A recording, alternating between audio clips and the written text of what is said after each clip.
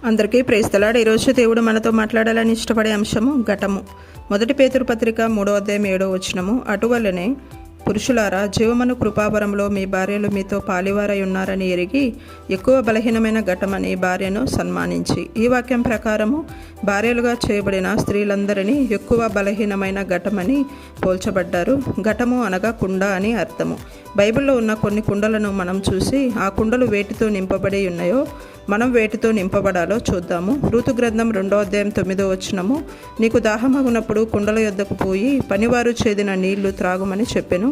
బోయాజు రూతుతో ఈ మాట చెప్పెను. ఈ కుండలు నీళ్లతో నింపబడిన కుండలు.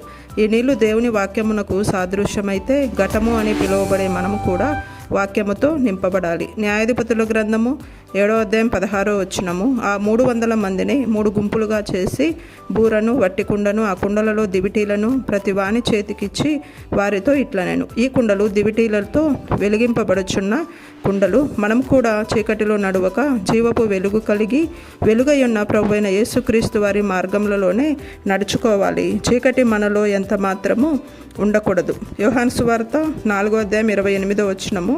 ఆ స్త్రీ తన కుండను విడిచిపెట్టి ఊరిలోనికి వెళ్ళి, ఈ కుండ సమరయ స్త్రీ చేతిలోని పాపపు కుండ. అయితే ఈ స్త్రీ ఈ కుండను విడిచిపెట్టింది, సువార్త కుండగా మార్చబడింది. మనము కూడా సువార్తను ప్రకటించే ఘటము వలె ఉండాలి. 2వ రాజుల గ్రంథము 4వ అధ్యాయము 40వ వచనము. తినుటకు వారు వడ్డింపగా ప్రవక్తల శిష్యులు రుచి చూచి, దైవజనుడా, కుండలో విషమున్నదని కేకలు వేసి దానిని తినక మానిరి. ఈ కుండ విషముతో జబ్బుతో నింపబడిన కుండ. ఈరోజు మనలను మనమే పరీక్షించుకుందాము. ఈ 4 కుండలలో మనము ఏ కుండ వలె ఉన్నాము?